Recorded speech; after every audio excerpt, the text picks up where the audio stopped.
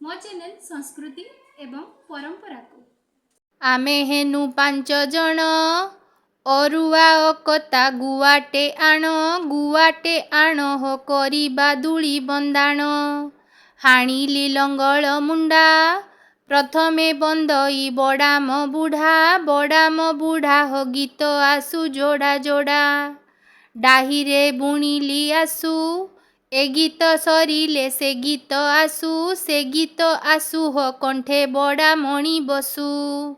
भूमिदहन बा शेष रज ओडिशार गणपर्व रज उत्सवर प्रथम दिवस को रज सजबाज, द्वितीय दिवस को पहिली रज, तृतीय दिवस को रज संक्रांति एवं चतुर्थ दिवस को भूमिदहन बा शेष रज बोली कुहा जाए। उत्तर ओडिशार रज पर्व एवं एहार स्वतंत्रता आम संस्कृति परंपरार अनन्य कृषिभित्तिक पर्व रज पर्वर अनेक अनेक शुभेच्छा एवं शुभकामना। समग्र ओडिशा रे रज पर्व को गणपर्व रूपे पालन करा जाउथिबा बेले उत्तर ओडिशार आदिवासी अध्युषित मयूरभंज एवं केन्दुझर जिल्ला रे रज पर्व को नहीं रहिछि अनेक स्वतंत्रता। एठिकार मूल अधिवासी रूपे आदि अनादि कालरू बसवास करी आसुथिबा भूइया, जुआंग, बाथुड़ी, खड़िया, साउंती आदि जनजातिर युवक युवती मानंक मध्यरे रज पर्व एक स्वतंत्र स्थान रखे। सिमिलीपाଳର निघंच अरण्य मध्यरे बसवास करुथिबा खड़िया बाथुड़ी जनजातिर सुंदरी लालना हेउ कि केन्दुझरर अगम्य बांशपाळ भूइया पीढ़ीर भूइया तरुणी हौ कि गोनासिका गिरिदेशर जुआंग युवती हेउ समस्तंक मनरे एक अपूर्व उन्मादना भरिदिए एही रज पर्व। उत्तर ओडिशा रे अनुष्ठित हुए विशेष पूजार्चना।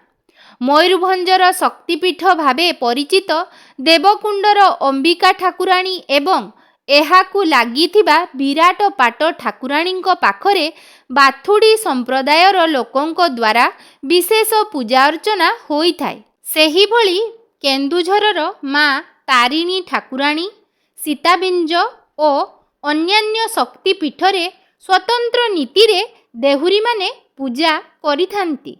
उत्तर ओडिशा रे किपरि भावरे तियारी हुए रजदोली। काठर अभाव नथिबा एही दुईटी जिल्लार पुरपल्ली रे तियारी हुए विशाल विशाल रजदोली।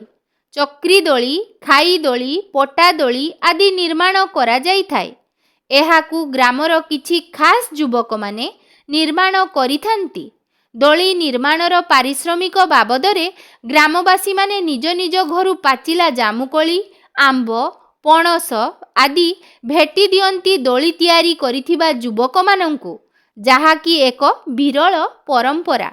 दोली निर्माण परे ग्रामर देहुरी ग्रामरे थिबा विभिन्न देवादेवी आस्थान रे पूजा पाठ करि सारिबा परे दोली पाखकु आसी अनुकूल पूजा करिथांती। आरंभ हुए बादी गीत। गाँ युवक युवती माने सजबाज होई दोली झुलिबा पाई आसी दोली पाखरे रुंड हुअंती। एमाने उच्च शिक्षित किंबा लेखक लेखिका किंबा कवि कवियत्री नुहंती। तथापि दोली झुलिबा समय रे एमाने अति सुंदर भावरे परिस्थिति को खाप खुआइबा भली अनेक खंजा गीत गाइथांती, जाहाकी श्रुति मधुर हेबा सह उपस्थित श्रोतागणों मध्य आमोदित करिथाय। दोली गीत को मुख्यतः 3 भागरे विभक्त करा जाए। प्रथमतः वंदना गीत, द्वितीयतः बादी गीत एवं तृतीयतः प्रश्न उत्तरमूलक गीत। दोली झुलिबार प्रारंभ रे दोली अनुकूल गीत बोला हुए, जाहाकू दोली वंदना गीत कुहा जाए। एहीपरि भावरे विभिन्न देवादेवी को स्मरण करी वंदना गीत गान परे युवक युवती मानंक मध्यरे दलगत भावे आरंभ हुए बादी गीतर आसरा। एही भली भावरे खंजा गीत माध्यमरे परिचय ठारू आरंभ करी प्रेम निवेदन सहित आवेग अनुभूति और नीतिदिन जीवनर एक ନିଚ୍ଛକ ପ୍ରତିଛବିର ଚିତ୍ରଣ ଏହି ବାଦୀ ଗୀତ ମାଧ୍ୟମରେ ଦେଖିବା ପାଇଁ ମିଳିଥାଏ। ପୁଣି ଗୋଟିଏ ଦଳ ଅନ୍ୟ ଦଳର ବୁଦ୍ଧି ଏବଂ ଜ୍ଞାନ ପରୀକ୍ଷା ପାଇଁ ବିଭିନ୍ନ ପ୍ରକାର ପ୍ରଶ୍ନ ଉତ୍ତରମୂଳକ ଗୀତ ଗାନ କରିବାର ଦେଖାଯାଏ। ଏହିପରି ଭାବରେ ଦୁଇ ଗୋଷ୍ଠୀ ମଧ୍ୟରେ ପ୍ରଶ୍ନ ଉତ୍ତରକୁ ଗୀତ ମାଧ୍ୟମରେ ଗାନ କରି ଜ୍ଞାନ ପରୀକ୍ଷା କରିଥାନ୍ତି ଏବଂ ଗୋଟିଏ ଗୋଷ୍ଠୀ ଜିତିଥାଏ। ଜିତିବା ଗୋଷ୍ଠୀ ହାରିବା ଗୋଷ୍ଠୀକୁ ପୁଣି ଗୀତ ମାଧ୍ୟମରେ ନିଜର ପରାଜୟ ସ୍ୱୀକାର କରିବା ପାଇଁ ଆହ୍ୱାନ ଦେଇଥାନ୍ତି। ପର୍ବତେ ନାଚେ ମୟୂର ହାରିଗଲ ବୋଲି ସ୍ୱୀକାର କର ହୋ ଆପେ ଚାଲିଯିବ ଘର। ପୁଣି ହାରିଯାଇଥିବା ଦଳର ମନ ଦୁଃଖ ଦେଖି ଅନ୍ୟ ଦଳରୁ ସହାନୁଭୂତିପୂର୍ଣ୍ଣ ଗୀତ ଶୁଣିବା ପାଇଁ ମିଳିଥାଏ। ପାଚିଲା ଆମ୍ବ ପଣସ ଆସ ନାନୀ ଘରି ଦୋଳିରେ ବସ ହୋ ନକରି ମନ ବିରସ। ନେଉଟିଆ ଶାଗ ଭଜା ଜୀବନରେ ନାନୀ କରିଥା ମଜା ହୋ ବାନ୍ଧି ନେବ ଯମ ରାଜା। ସୁଜୁନା ମୂଳେ ପାଉଁଶ ଜୀ ଛେଇଁ ବୋଲି ରଙ୍ଗରବସ ହୋ ମରିନେ ଖାର ପାଉଁଶ। ବାଥୁଡ଼ି ଏବଂ ଭୂଇଁଆ ଜନଜାତିର ରଜଦୋଳି ଗୀତରୁ ଏହା ସଂଗୃହୀତ। ବାସ୍ତବରେ ଆଜିକାଲିର ସୌଖିନ ସେଲିବ୍ରେସନ୍ ଠାରୁ ବହୁ ଦୂରରେ ଥିବା ଏହି ଜନଜାତି ଗୋଷ୍ଠୀ ଗୁଡ଼ିକର ରଜଦୋଳି ଗୀତ ଗୁଡ଼ିକ ବେଶ ମାର୍ମିକ ଏବଂ ତାତ୍ପର୍ଯ୍ୟପୂର୍ଣ୍ଣ। ଖଞ୍ଜା ଗୀତ ମାଧ୍ୟମରେ ଜୀବନର ମୂଲ୍ୟବୋଧକୁ ବେଶ ଭଲ ଭାବରେ ବୁଝେଇ ଦେଇପାରନ୍ତି। ଏସବୁ ଗୀତ ଗୁଡ଼ିକ 3 ଧାଡ଼ି ବିଶିଷ୍ଟ ହୋଇଥାଏ। ପ୍ରଥମ ଧାଡ଼ିଟି 8 ଅକ୍ଷର ବିଶିଷ୍ଟ ହୋଇଥିବା ବେଳେ ମଝି ଧାଡ଼ିଟି 11 ଅକ୍ଷର ବିଶିଷ୍ଟ ହୋଇଥିବା ଏବଂ ଶେଷ ଧାଡ଼ିଟି ମଧ୍ୟ 8 ଅକ୍ଷର ବିଶିଷ୍ଟ ହୋଇଥାଏ। ଏସବୁ ଗୀତ ଗୁଡ଼ିକ ଲିଖିତ ଆକାରରେ ନଥିଲେ ମଧ୍ୟ ପିଢ଼ି ପରେ ପିଢ଼ି ହୋଇ ଜନମୁଖରେ ଉଜ୍ଜୀବିତ ରହିଆସିଛି। ତେବେ ଆଜିର ଆଧୁନିକ ଯୁଗରେ ଯୁବକ ଯୁବତୀମାନେ ଏହି ନିଆରା ରଜଦୋଳି ଗୀତରୁ ନିଜକୁ ଦୂରେଇ ରଖୁଥିବାରୁ ଏହି ଗୀତଗୁଡ଼ିକ ବଞ୍ଚେଇ ରଖିବା ପାଇଁ ଏହାର ଲିଖିତ ସଂରକ୍ଷଣର ଆବଶ୍ୟକତା ରହିଛି। ତଥାପି ଏତିକିରେ ସରିଯାଇ ନାହିଁ ଏହି ରଜଦୋଳି ଗୀତ। ଯେତେ ଲେଖିଲେ ବି ଏ ଗୀତର ଅନ୍ତ ନାହିଁ। ଛନ୍ଦ ମାଧ୍ୟମରେ ଖଞ୍ଜି ଖଞ୍ଜି ଆହୁରି ଅନେକ ଗୀତ ହୋଇପାରିବ। ଲେଖାର ଶେଷକୁ ଏତିକି କହିବି, ବାଟରେ ପଡ଼ିଛି ଖୁଣ୍ଟି ଗୀତ ସରିନାହିଁ ଯାଉଛ ଉଠି ହୋ ବାଟରେ ପଡ଼ିବ ଝୁଣ୍ଟି।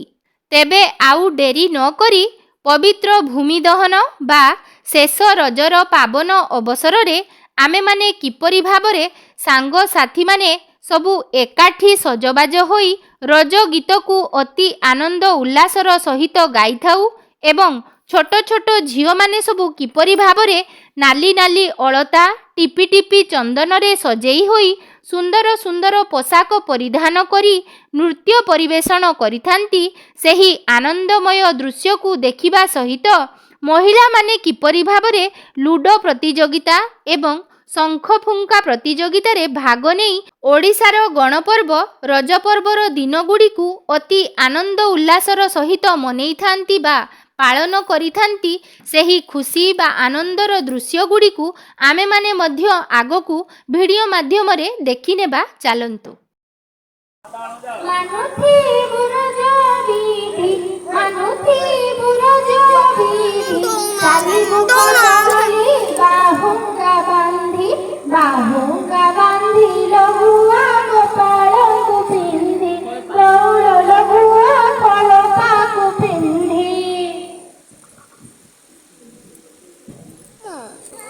ଭାଗିଲା ସହରା ନାଳ ନୂଆ ବୋଉ ଭାଇ ହେଲା ମଗାଳ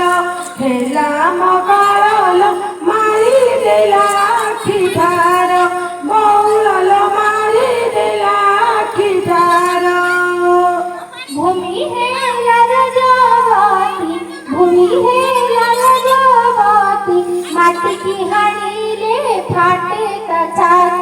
फाटे ता छाती रे से तो माँ बसुमती बौड़ल से तो माँ बसुमती।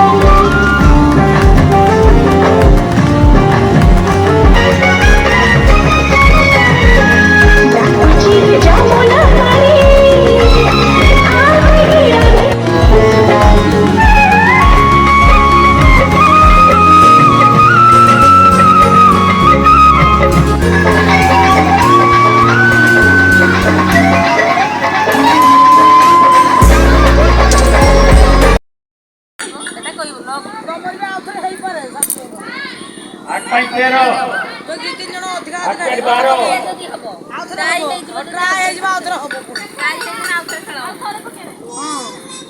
6 18 ଆଚ୍ଛା ରହିଲା ସରିଗଲା ତ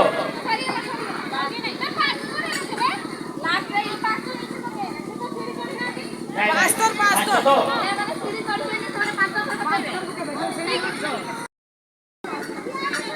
ଚାରି ସିଡ଼ି ଚଢିଲେ 14 14 2 16 16 3 19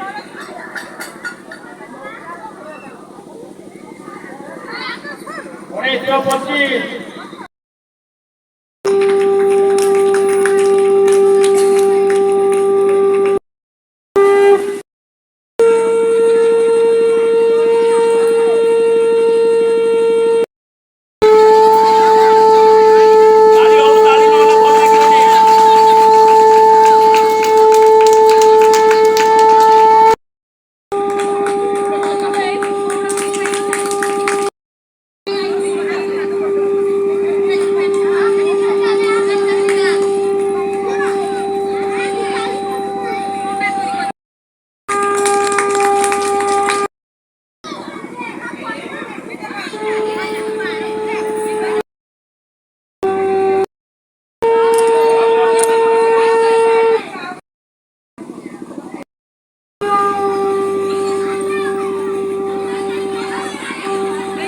ସରିଲା। ये तो आम ये प्रोग्राम भितर यहाँ नाला पत्र जी दरकार ठीक